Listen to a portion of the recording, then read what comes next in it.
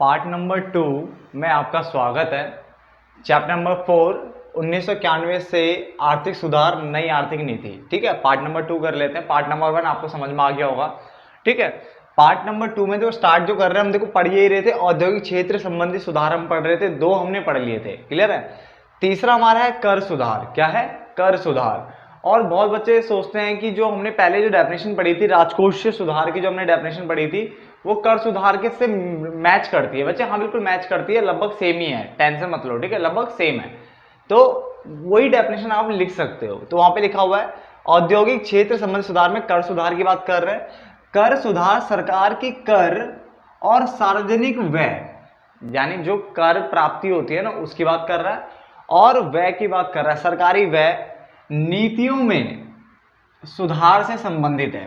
पहले बात देखो क्या लिखा है, कर सुधार सरकार की जो कर की नीति है, सार्वजनिक व्यय की जो नीति है उसमें सुधार से संबंधित है, जिन्हें सामूहिक रूप से राजकोषीय नीति के रूप में ही जाना जाता है। सामूहिक रूप से अगर बोले तो राजकोषीय नीति के रूप में ही जाना जाता है। अगर मैं बोलूं राजकोषीय नीति क्या है, तो देखो मैंने यही लाइन लिखवाई थी कि अर्थात कर सुधारों से अभिप्राय सरकार के राजस्व यानी जो आय है उसमें वृद्धि करना और व्यय को इस प्रकार से कम करना, खर्चे को इस प्रकार से कम करना कि उत्पादन और आर्थिक कल्याण पर कोई प्रतिकूल प्रभाव यानी विपरीत प्रभाव, बुरा प्रभाव ना पड़े। क्लियर है। तो हमने राजकोषीय के अंदर ही पढ़ा था ना कि राजकोषीय नीति के रूप में ही जाना जाता है। अगर आप फिर भी डिफरेंस चाहते हो कि थोड़ा सा अलग लिखो तो आप ये कर सकते हो, राजकोषीय नीति में क्या है, सरकार की आय और व्यय से संबंधित नीति को राजकोषीय नीति कहते हैं, और आय और व्यय से संबंधित नीतियों में सुधार करने को राजकोषीय नीति और राजकोषीय सुधार कहते हैं। बात को देखो ना, राजकोषीय नीति क्या है, सरकार की आय और व्यय से संबंधित नीति को राजकोषीय नीति कहते हैं, और सरकार की आय और व्यय से संबंधित नीतियों में सुधार करने को, ठीक है, क्या कहते हैं, राजकोषीय सुधार कहते हैं। आप ऐसा लिख लो चाहे तो फिर, ठीक है ना, यहां तो कोई दिक्कत तो होनी नहीं चाहिए क्योंकि आय और व्यय की बात ही होगी हर केस में। तो देखो क्या है, कर सुधार बोला मैंने, कर सुधार सरकार की कर से जो आय हो रही है उसकी बात कर रहा है, और सरकार की जो व्यय से संबंधित नीतियों में सुधार से है, जिन्हें सामूहिक रूप से राजकोषीय नीति के रूप में ही जाना जाता है। क्लियर। अर्थात कर सुधारों से अभिप्राय सरकार के राजस्व में वृद्धि करना यानी आय में वृद्धि करना और व्यय को इस प्रकार से कम करना कि उसका उत्पादन और आर्थिक कल्याण पर बुरा प्रभाव ना पड़े। क्लियर हो गया। तो ये कर के बारे में हमने इतना पढ़ लिया, कर सुधार के बारे में। मैं दोबारा एक बार और रिपीट कर देता हूं, अगर किसी को प्रॉब्लम है, राजकोषीय में मैंने यही लिखवाया था क्योंकि सेम ही चलता है ना, बट अगर किसी को दिक्कत है तो आप ऐसा लिख सकते हो, राजकोषीय नीति पहले कि सरकार की आय और व्यय से संबंधित नीति को राजकोषीय नीति कहते हैं, और सरकार की आय और व्यय से संबंधित नीतियों में सुधार करने को राजकोषीय सुधार कहते हैं। क्लियर है ना, तो आप वहीं पे लिख सकते हो। व्यापक रूप से देखो यहाँ पे वर्ड क्या लिखा है, व्यापक रूप से करों का वर्गीकरण 2 श्रेणियों में किया गया है। क्या है? 2 श्रेणियों में किया गया है। एक तो आपका प्रत्यक्ष कर है, एक आपका अप्रत्यक्ष कर है। ठीक है ना, वैसे मैंने बजट में भी आपको कर पढ़ाए थे, प्रतिगामी कर है ना, ये प्रगतिशील कर, मूल्य वृद्धि कर, विशिष्ट कर, प्रत्यक्ष अप्रत्यक्ष, बहुत कुछ पढ़ाया था। बट यहाँ पे सिर्फ हमें 2 करों की बात करनी है, प्रत्यक्ष कर और अप्रत्यक्ष कर। डन। प्रत्यक्ष कर यानी डायरेक्ट टैक्स, ये वह कर है जो उसी व्यक्ति द्वारा दिया जाता है जिस पर इसे लगाया जाता है, यानी जिस व्यक्ति पे टैक्स लगेगा, ठीक है ना, वही इसको देगा। प्रत्यक्ष करों का भार अन्य व्यक्तियों पर नहीं टाला जाता, यानी इसके भार को आप शिफ्ट नहीं कर सकते, इसके बर्डन को आप शिफ्ट नहीं कर सकते। क्लियर हो गया यहां तक? ठीक है। देखो अभी तक मैंने क्या बोला, प्रत्यक्ष कर यानी डायरेक्ट टैक्स, अप्रत्यक्ष कर यानी इनडायरेक्ट टैक्स। ये वो टैक्स है जो उसी व्यक्ति द्वारा दिया जाता है जिसपे इसको लगाया जाता है, बट यहाँ पे और इसके भार को टाला नहीं जा सकता। क्लियर है। बट यहाँ पे करें तो ये वह कर है जिसका भार दूसरों पर टाला जा सकता है, यानी बिल्कुल टाल सकते हो आप। डन। अर्थात जो लगाया तो किसी एक व्यक्ति पर जाता है, यानी इसके भार को टाला जा सकता है, यानी अर्थात जो लगाया तो किसी एक व्यक्ति पे जाता है, पर उसका भुगतान जो है ना वो कोई अन्य व्यक्ति करके चला जाता है। कौन जाता है? अन्य जो व्यक्ति इसका भुगतान कर देता है। डन हो गया। मैंने एग्जाम्पल दिया था आपको अगर याद हो। ठीक है, जैसे अगर मान के चलो आपकी सैलरी है 50,000 रुपए, तो उसका मतलब आप 50,000 की सैलरी कमा रहे हो, तो बच्चे इस पर टैक्स कौन देगा? आप ही तो दोगे, आपका पड़ोसी थोड़ी ना देगा। आपका बहुत बड़ा घर है, ठीक है, आपके बहुत संपत्ति है, कार, ऐशो आराम है, तो बेटा उसके ऊपर टैक्स कौन देगा? आप ही तो दोगे, बगल वाला पड़ोसी थोड़ी ना देगा आपको टैक्स। तो ऐसे टैक्स को प्रत्यक्ष कर कहते हैं, यानी जो जिस पे लगाया वही दे देगा। बट अप्रत्यक्ष कर क्या होता है, जैसे मैंने बताया था कि आप मैगी का पैकेट लेने गए, मान लो 12 रुपए का मैगी का पैकेट आया, अब सपोज कर लो उसमें क्या है, टैक्स लगा हुआ है। कितना टैक्स लगा हुआ है? मान लो 2 रुपए टैक्स लगा हुआ है। तो अब आप ध्यान से अगर देखोगे तो जो दुकानदार होता है, ठीक है, वो 12 रुपए किसने अर्न किए? दुकान वाले को गए, ठीक है ना। बट टैक्स किसने दिया? हमने दिया। भाई साहब 2 रुपए टैक्स हमसे तो लिया उसने, 10 रुपए लिए हमसे, 12 लिया, हमने कहा 12 ही लिए, उसका मतलब टैक्स हमसे ले रहा है, कमा तो वो रहा है। तो उसमें कमा कोई और रहा है, टैक्स कोई और दे रहा है। इसमें जो कमाता है वही टैक्स देता है ना। तो देखो क्या वर्ड बोला हमने, हमने बोला कि प्रत्यक्ष कर वह कर है जो उसी व्यक्ति द्वारा दिया जाता है जिस पर इसे लगाया जाता है, जबकि अप्रत्यक्ष कर वो कर होता है, ठीक है, जो लगाया तो किसी एक व्यक्ति पे जाता है, मगर इसको देता कौन है? कोई दूसरा व्यक्ति इसको पे कर जाता है, यानी भुगतान कर देता है। क्लियर? इसके बाहर को टाला नहीं जा सकता, इसके बाहर को टाला जा सकता है। डन। आगे, ये सामान्यतः प्रगतिशील कर टाइप का होता है। क्या होता है? प्रगतिशील टाइप का होता है। और ये सामान्यतः प्रतिगामी टाइप का होता है। बेटा बजट अभी भी कह रहा हूं, पहली बुक पढ़ लो, ठीक है, वहां मैंने सब कुछ क्लियर कर रखा है, प्रगतिशील प्रतिगामी क्या क्या होता है। डन हो गया। प्रगतिशील कर में हल्की हिंट दे रहा हूं, जो इनकम के साथ साथ टैक्स बढ़ रहा है तो प्रगतिशील, इनकम बढ़ रही है बट टैक्स कम हो रहा है तो प्रतिगामी। क्लियर है ना? चलो बेटा वहां पढ़ लो ढंग से। आगे, उदाहरण के लिए आयकर, इनकम टैक्स हो गया, निगम कर हो गया, संपत्ति कर हो गया, उपहार कर हो गया आदि। ये इसके एग्जाम्पल है बेटा, एग्जाम्पल याद रखने पड़ेंगे क्योंकि आ सकता है, ठीक है ना। इसमें जीएसटी हो गया, जिसको हम कहते हैं वस्तु और, अरे यार, सेवा ना, सेवा कर, ठीक है। तो जीएसटी का मतलब क्या होगा? वस्तु और सेवा कर की बात कर रहा है, goods and services tax, goods and service tax, ठीक है ना। तो गुड्स एंड सर्विस टैक्स में वस्तु सेवा कर हिंदी में ये बोल लिख दिया, और सीमा शुल्क हो गया, ये इसका एग्जांपल हो गया। डन हो गया। फिर याद रखना, ये भी आपको याद रखना पड़ेगा कि एक कर, एक राष्ट्र, एक बाजार, ये नारा किसका है? तो बच्चे जीएसटी का ही नारा है, वन नेशन वन टैक्स, है ना, ये पढ़ा था ना। तो एक कर, एक राष्ट्र, एक बाजार किसका नारा है? ये जीएसटी का नारा है। और जीएसटी आया कब था बच्चा? 2017 में आया था। एग्जैक्ट डेट से आपको कोई मतलब नहीं है, वैसे 1 जुलाई 2017 को आया था। अगर किसी को एग्जैक्ट डेट चाहिए तो वैसे ये रही 1 जुलाई, यानी 1 जुलाई 2017 को ही आया था। बट आपको सिर्फ 2017 याद रखना है, डन है ना। तो जीएसटी 2017 में आया था। इससे पहले मैंने विमुद्रीकरण का भी डेट आपको बताया था, डन है ना। तो यहाँ तक कोई दिक्कत तो नहीं होगी आपको, यहाँ तक प्लीज नोट डाउन कर लीजिए आप सबके सब। अगर कुछ छुप रहा है तो बेटा देख लीजिए एक बार।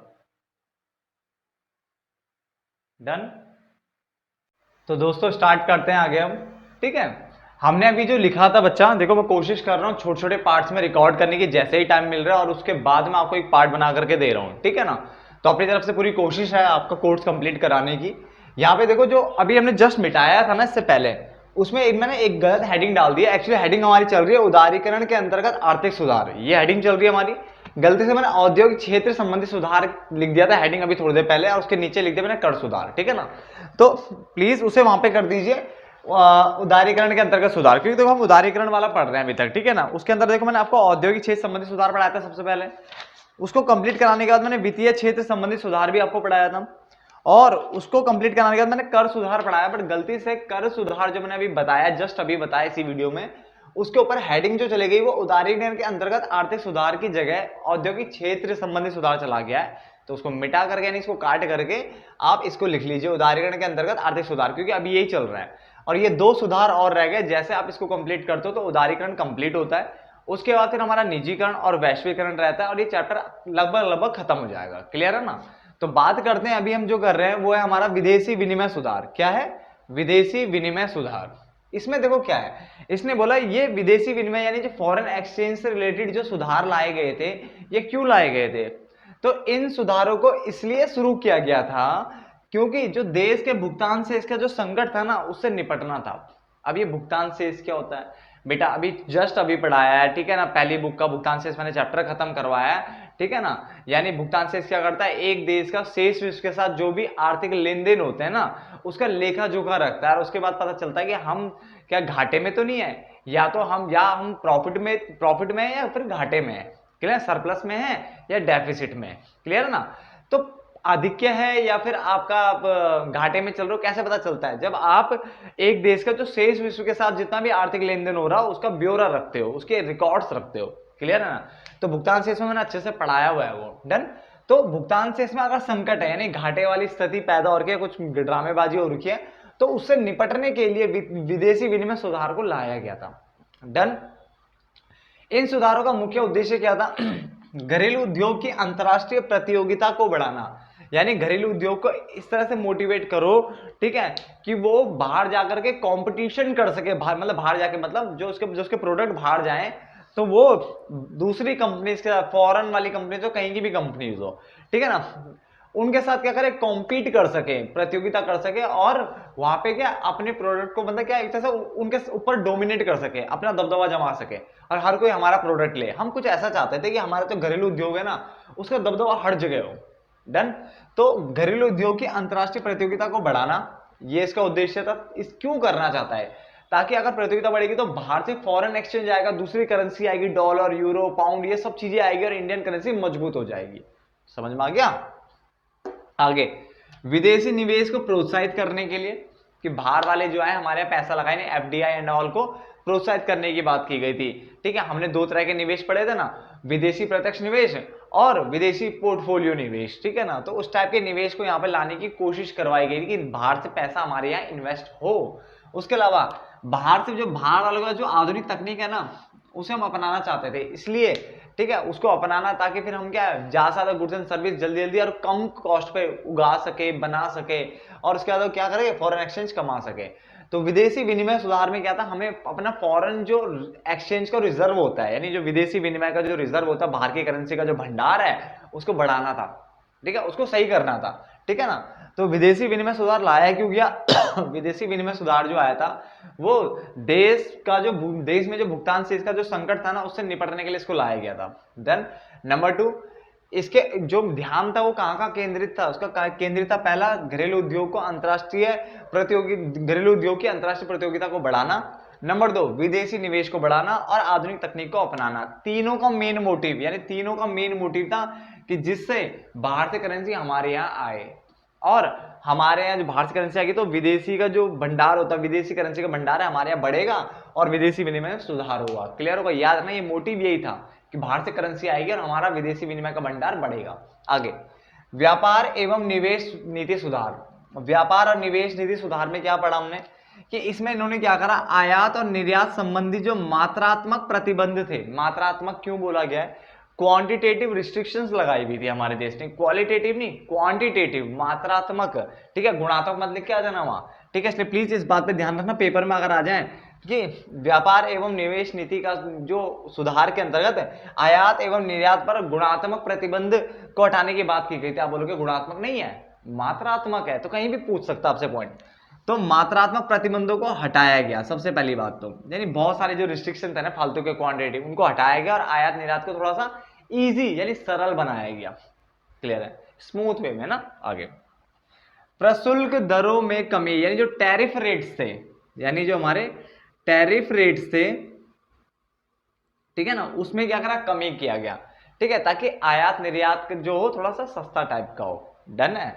और मतलब थोड़ा आसानी से आयात निर्यात किया जा सके। उसके अलावा आयात के लिए जो लाइसेंसिंग थी ना, तो उसकी समाप्ति कर दी गई, ठीक है, क्योंकि हम विदेशी व्यापार को बढ़ाना चाहते थे, ठीक है ना, हमारे यहाँ से प्रोडक्ट बाहर जाए आए, मतलब उस दूसरे देश के साथ हम क्या एक तरह से काम करना चाह रहे हैं। आप ये भी लिख सकते हो, जो निर्यात शुल्क थे, निर्यात शुल्क, ठीक है, को कम करना, यानी यहाँ पे निर्यात शुल्क को कम किया गया था, यानी जो एक्सपोर्ट ड्यूटीज होती है, क्या होती है, एक्सपोर्ट ड्यूटीज, ठीक है ना, इसे यहाँ पे कम किया गया था। क्लियर है? तो उसे भी नोट डाउन आप कर सकते हो। जो एक्सपोर्ट ड्यूटी था उसको कम किया गया था, ठीक है। ये आप ये लिख सकते हो, यहाँ पे जो वर्ड लिखा हुआ है कि निर्यात शुल्क की समाप्ति, यानी निर्यात शुल्क को क्या कर दिया गया था, समाप्त कर दिया था, की समाप्ति कर दो उसे, की समाप्ति, यानी जो एक्सपोर्ट ड्यूटीज था उसको रिमूव ही कर दिया था, ठीक है ना, यहाँ पे वर्ड आ जाएगा। तो 4 पॉइंट हो गए। व्यापार एवं जो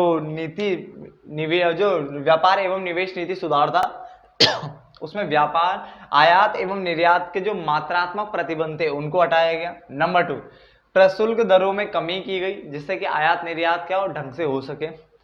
आयात लाइसेंसिंग की समाप्ति कर दी गई और निर्यात शुल्क की भी समाप्ति कर दी गई, एक्सपोर्ट ड्यूटी भी हटा दिया गया। निर्यात को बढ़ाना चाहती थी सरकार किसी भी तरीके से, ठीक है ना, ट्रेड यानी हम अपना निर्यात बढ़ाना चाहते थे। क्लियर। आगे ये डबल स्टार लगाए हुए 1 नंबर के पॉइंट से, ठीक है, आप ध्यान से देखिए।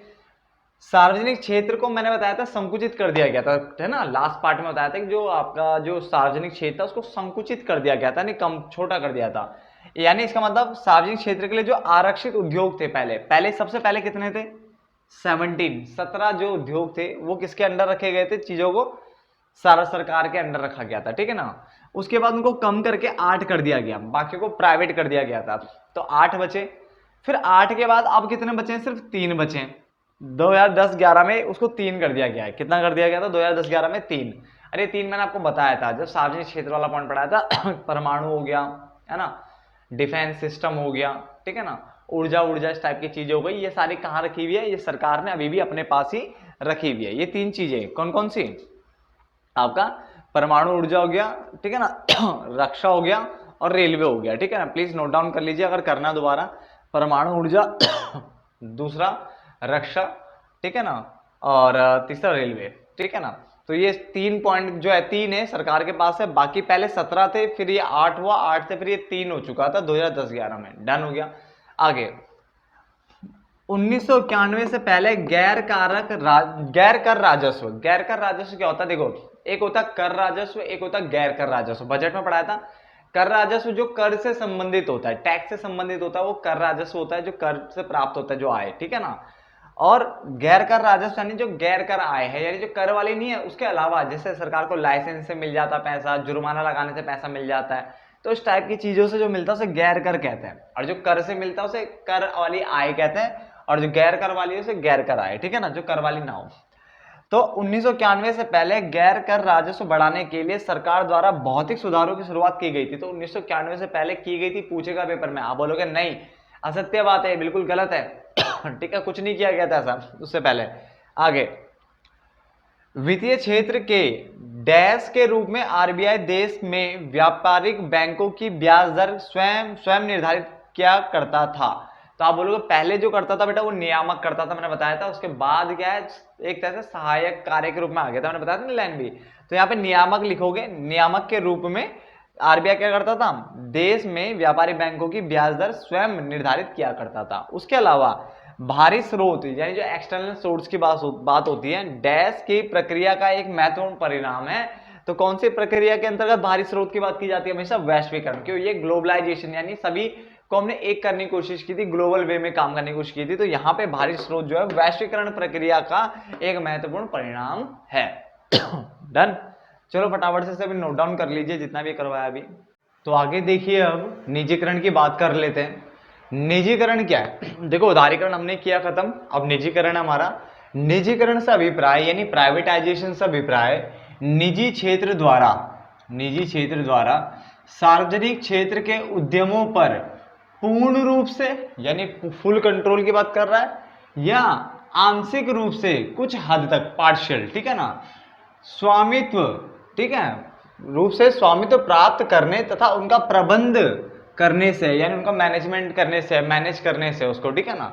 तो यहाँ पे कह रहा है निजीकरण से अभिप्राय क्या, जब निजी क्षेत्र सार्वजनिक क्षेत्र यानी जो सरकारी क्षेत्र होता है उसके उद्यमों पर या तो पूरी तरह से या कुछ हद तक, ठीक है, आंशिक रूप से स्वामित्व प्राप्त कर लेता है और उनका प्रबंध करने लग जाता है, उनको अपने अकॉर्डिंग चलाना शुरू कर देता है, ठीक है ना, उसके ऊपर अपना कंट्रोल रखने की कोशिश कर रहा है। तो वो क्या हो गया, हमारा निजीकरण हो गया। क्लियर हो गया यहाँ तक। उसके बाद हमने कहा अर्थात निजीकरण एक ऐसी प्रक्रिया होती है जिसके द्वारा निजी क्षेत्र किसी सरकारी उद्यम का क्या बन जाता है, मालिक बन जाता है और उसका प्रबंध करता है। क्या करता है, उसका प्रबंध करता है, उसको मैनेज करने की कोशिश करता है। क्लियर हो गया। तो निजीकरण की डेफिनेशन बहुत आसान सी है कि निजीकरण से अभिप्राय निजी क्षेत्र द्वारा सार्वजनिक क्षेत्र के उद्यमों पर पूर्ण रूप से आंशिक रूप से स्वामित्व प्राप्त करना और उनका प्रबंध करना। अर्थात जब निजी क्षेत्र किसी सरकारी क्षेत्र का या सार्वजनिक उद्यम का मालिक बन जाता है, उसका प्रबंध करता है, तो उसे निजीकरण कहते हैं। आगे निजीकरण की अगर हम बात करें तो उसमें क्या हो रहा है, देखो सरकारी उद्यमों को निजी उद्यमों को बेचकर, यानी सरकारी उद्यम को हम क्या कर रहे हैं, निजी उद्यमों के हाथों में बेच रहे हैं। एक पॉइंट ये बोल दिया मैंने। नंबर 2, जो मिश्रित उद्यम होते हैं, मिश्रित मतलब जिसमें सरकार का भी कंट्रोल है और निजी उद्यमों का भी कंट्रोल है, यानी दोनों मिला के चला रहे थे, वहां से सरकारी प्रबंधन, ये सरकार का जो मैनेजमेंट है, ठीक है ना, हम उसको क्या कर रहे हैं, तथा स्वामित्व जो कंट्रोल है उसको हटा दे रहे हैं, जो मैनेजमेंट है, जो उसका कंट्रोल है, सब हटा रहे हैं। यानी यहां से भी मतलब मिश्रित में सरकार था बेचारा, उसको भी हटा करके किसको दे दिया, निजी के हाथों में दे देना पूरी तरह से, है ना, यानी निजी का कंट्रोल लेके आने की कोशिश की जा रही है इसमें। डन। तो ये इस टाइप का निजीकरण हो गया। एक तो सरकारी उद्यमों को सीधा निजी को बेच दिया एक, और जो मिश्रित उद्यम थे जिसमें सरकार और निजी उद्यमों का मेल था, मतलब जो दोनों मिलकर काम कर रही थी, वहां से सरकारी जो उद्यमी थे, यानी जो सरकार के जो बंदे थे, उनको हटा दिया, उनका स्वामित्व हटा दिया, उनका शेयर हटा दिया वहां से। क्लियर हो गया? यहां तो कोई दिक्कत तो नहीं किसी को? ठीक है। उदाहरण में मैंने यहाँ पे क्या लिखा हुआ है, विनिवेश लिखा हुआ है। विनिवेश मैंने आपको बताया था, एक होता है निवेश, एक होता है विनिवेश। निवेश करना यानी निवेश क्या होता है, पूंजी निर्माण की प्रक्रिया होती है, जबकि विनिवेश जो होता है उसी निवेश को बेचना, यानी इन्वेस्टमेंट को बेचना, क्या होता है, विनिवेश। तो विनिवेश इसी का एग्जाम्पल है। क्लियर है? यहां तक कोई दिक्कत नहीं किसी को भी। आगे, निजीकरण के लाभ तथा हानि क्या है? ठीक है, तो कुछ लाभ देखिए फटाफट से। बढ़ती प्रतिस्पर्धा, यानी जिस तरह से लगातार कंपटीशन बढ़ता जा रहा है, तो हमें पता है गवर्नमेंट इसमें ढंग से रोल प्ले नहीं करती, कि गवर्नमेंट का आगे सामाजिक कल्याण जैसी दृष्टि, मतलब सामने ये भी चीज आती है कि सामाजिक कल्याण को भी ध्यान देना है, मगर प्राइवेट वाले लोग हैं वो सामाजिक हित को थोड़ा बहुत अनदेखा करते हैं, ठीक है ना, और उनको अनदेखा करके इनका मेन मोटिव होता है प्रॉफिट अर्न करना, और क्या अपना क्या एक तरह से दबदबा बनाना चारों तरफ, है ना। तो कंपटीशन अगर जिस तरह से बढ़ रहा है, तो उसमें अगर कोई डील कर सकता है तो कौन कर सकता है, निजीकरण। तो निजीकरण बढ़ती स्पर्धा में सही चीज है कि हमें निजीकरण ही करना चाहिए जिस तरह से कंपटीशन बढ़ रहा है। क्लियर है? प्राइवेट लोगों को लाना चाहिए, प्राइवेट स्वामित्व को रखना चाहिए, ठीक है ना। आगे, निजीकरण उपभोक्ता की प्रभुता को प्रोत्साहित करता है, ठीक है ना। निजीकरण क्या करता है, उपभोक्ता की प्रभुता को प्रोत्साहित करता है, उनकी प्रेफरेंस को देखता है, उनके अकॉर्डिंग गुड्स बनाता है, सब कुछ देखता है, यानी कंज्यूमर को ऊपर रखता है बिल्कुल टॉप पे, ठीक है ना। आगे, इसमें राजनीतिक हस्तक्षेप का क्या होता है, अभाव होता है, जिसके कारण निवेशकों की कार्यकुशलता बढ़ती है, गुणवत्ता, काम करने की गुणवत्ता बढ़ती है ना, एफिशिएंसी, इफेक्टिवनेस बढ़ती है, और वो बहुत जोर शोर से काम करते हैं प्रॉफिट अर्न करने के लिए। तो सरकारी हस्तक्षेप, यहाँ पे राजनीतिक हस्तक्षेप जो है वो थोड़ा कम है। आगे, निजीकरण उत्पादन में विविधीकरण यानी डाइवर्सिफिकेशन को प्रोत्साहित करता है, यानी वो डाइवर्सिफाई बिजनेस करने की कोशिश करता है, विभिन्न फैला हुआ बिजनेस बड़े स्केल पे कोशिश करता है, ठीक है। तो निजीकरण में ये है, उत्पादन में विभिन्नता देखने को मिलती है, क्या देखना, विभिन्नता देखने को मिलती है। और बेहतर दक्षता अगर आपको चाहिए, निपुणता चाहिए किसी काम को करने की, ठीक है ना, स्पेशलाइजेशन अगर चाहिए, तो वैसे इसमें आ जाओ, किसके पास, निजीकरण के पास। किसी काम करने की स्पेशलाइजेशन नहीं के पास, जैसे मान के चलो कोई प्राइवेट, जैसे कोई भी एक एग्जांपल ले लेते हैं प्राइवेट का, सपोज करो कोई कंपनी है और वो मान लो आयरन बनाती है, तो उसकी जो आयरन बनाने में क्या उसकी दक्षता है, निपुणता है, ठीक है, तो वो ये इनका एक ही काम करती है या एक से ज्यादा काम भी अगर वो करती है, तो वो उस चीज में स्पेशलाइज्ड होती है, यहाँ पे स्पेशलाइजेशन देखने को मिलती है। तो बेहतर दक्षता हो गई। और मानव संसाधन का अगर विकास करना है तो आपको प्राइवेटाइजेशन की जरूरत पड़ेगी, क्योंकि ये एम्प्लॉयमेंट बढ़ा रहा है, सब कुछ कर रहा है, ठीक है ना, ह्यूमन रिसोर्स को भी अच्छे ढंग से डेवलप कर रहा है। ये डन हो गया। तो एक बार इसके देखो क्या क्या मैंने बोले, एक बार रिपीट कर लेते हैं फटाफट से। पहला पॉइंट मैंने बोला, बढ़ती प्रतिस्पर्धा के लिए कौन है, निजीकरण आपका काफी ज्यादा लाभदायक है। नंबर 2, निजीकरण उपभोक्ता की प्रभुता को प्रोत्साहित करता है। नंबर 3, राजनीतिक हस्तक्षेप का अभाव रहता है, जिससे कि निवेशकों की कार्यकुशलता बढ़ती है, काम करने का जो गुणवत्ता है सब कुछ बढ़ता है, ठीक है ना, एफिशिएंसी, इफेक्टिवनेस। निजीकरण उत्पादन में विविधीकरण को प्रोत्साहित करता है, और बेहतर दक्षता तथा मानव संसाधन का विकास के लिए निजीकरण क्या है, बहुत जरूरी है। यहाँ पे आगे, हानि क्या है इसकी, हानि है पहला, जवाबदेही, यानी यहाँ पे ज्यादा जवाबदेही को तो देनी है। देखो जैसे क्या होता है, गवर्नमेंट को क्या, जनता को उन चीजों का जवाब देना पड़ता है जो भी वो करती है ना, बट यहाँ पे ऐसा नहीं है, ठीक है। प्राइवेट वालों को क्या है, कोई ऐसा नहीं बोला कि तू जवाब देगा, भाई प्राइवेट बिजनेस है, क्यों देगा तुम्हें जवाब, जनता को जवाब देने की जरूरत थोड़ी ना उसको। तो जनता के पास निजी कंपनियों का कोई नियंत्रण नहीं है, ना ही निगरानी होती है, तो जवाबदेही वाली बात तो यहाँ पे आती नहीं, जिससे ये गलत फायदा उठा सकते हैं कौन, प्राइवेट वाले लोग, पहला। नंबर 2, इनका उद्देश्य लाभ कमाना होता है, जो कि एक प्लस पॉइंट भी है बट नेगेटिव पॉइंट भी है, क्योंकि निजीकरण जो है निजीकरण में बाजार की जो शक्तियां होती हैं वो स्वतंत्र रूप से कार्य करती है। जब भी बाजार वाली बात आएगी तो स्वतंत्र रूप ही आएगा, ठीक है। तो स्वतंत्र रूप से कार्य करती है। इस प्रक्रिया में उन्हीं व्यक्तियों के लिए वस्तुओं का उत्पादन किया जाता है जिनके पास उन्हें खरीदने के लिए संसाधन होता है, यानी अच्छा खासा पैसा होता है। इसके बाद ये क्या कह रहा है, यानी निजीकरण कोशिश करती है लाभ को कमाना, और लाभ उसको तभी मिलेगा जब ये उन लोगों के लिए गुड्स बनाएगी जो उसको खरीद सकते हैं फटाफट से। क्लियर है, यानी इसका जनता का कल्याण करना एंड ऑल तो है ही नहीं इसका मोटिव। तो ये उन्हीं के लिए गुड्स बनाने की कोशिश करेगी जिनके पास इनको खरीदने के साधन होंगे, ठीक है, जो कि एक तरह से दिक्कत है समाज के लिए। डन। और सामाजिक हित की, ठीक है, जो सामाजिक कल्याण टाइप की होती है, इसके तो अनदेखी करनी है, क्योंकि अगर ये सामाजिक कल्याण को देखने लग गया तो बेटा प्रॉफिट नहीं कमा पाएगा, प्रॉफिट नहीं कमा पाएगा तो ये बिजनेस नहीं कर पाएगा, ठीक है। तो यहाँ पे सामाजिक हित की तो अनदेखी होती है। सामाजिक हित की अनदेखी तभी से शुरू हो जाती है जब हम पब्लिक सेक्टर को, यानी जो गवर्नमेंट के पास जो उद्यम है उसको हम निजी के हाथ में दे देते हैं, तो सार्वजनिक हित तो वैसे भी खत्म हो गया, ठीक है ना। तो एक बार फटाफट से देखो क्या था, निजीकरण निजी क्षेत्र द्वारा सार्वजनिक क्षेत्र के उद्यमों पर पूर्ण रूप से, पूरी तरह से या आंशिक रूप से क्या करना, उस पर कंट्रोल रखना, स्वामित्व रखना और उनका प्रबंध करना, ठीक है ना। उसके बाद मैंने बोला दूसरा कि निजीकरण एक ऐसी प्रक्रिया है अर्थात जिसके द्वारा निजी क्षेत्र किसी सार्वजनिक क्षेत्र का मालिक बन जाता है और उसका प्रबंध करता है। डन। निजीकरण में सार्वजनिक क्षेत्र को निजी क्षेत्रों में मतलब निजी सार्वजनिक उद्यमों को निजी उद्यमियों को बेच दिया जाता है, ठीक है। और दूसरा, मिश्रित उद्यम में जो सरकार और निजी दोनों का जो स्वामित्व दोनों मिला करके होता है, उससे सरकार को लात मार के बाहर भगा देना इसमें, ठीक है ना। इसका मतलब ये है निजीकरण में, ठीक है ना, हटा दिया जाता है सरकार को। जैसे एग्जांपल विनिवेश लिखा था, निजीकरण के लाभ मैंने बता दिए। बढ़ती प्रतिस्पर्धा, निजीकरण उपभोक्ता की प्रभुता को प्रोत्साहित करता है, राजनीतिक हस्तक्षेप का यहाँ पे अभाव है, निजीकरण उत्पादन में विविधीकरण को प्रोत्साहित करता है, और बेहतर दक्षता और मानव संसाधन के विकास के लिए निजीकरण की जरूरत है। जबकि हानि में जवाबदेही, इसको जनता को कुछ देने की जरूरत नहीं है, जवाब में कुछ खास ऐसा होता नहीं है। लाभ का उद्देश्य ये उन्हीं के लिए कोशिश करता है प्रोडक्ट बनाने की जिनके पास उनको खरीदने का संसाधन होता है, ठीक है, साधन होते हैं मतलब, और साधन होते के बाद उसका सामाजिक हित की अनदेखी है, यानी सामाजिक कल्याण की अनदेखी होती है। और ये तभी से स्टार्ट हो जाती है जब हम गवर्नमेंट वाली चीज को हम प्राइवेट के हाथों में दे देते हैं। क्लियर है, तो यहाँ तक लिख दिया होगा आपने। तो एक काम करते हैं, इस पार्ट को यहीं पे खत्म कर लेते हैं ना, क्योंकि देखो निजीकरण भी खत्म हो ही गया। अब करते हैं वैश्वीकरण की बात अगले पार्ट में, तब तक के लिए धन्यवाद दोस्तों।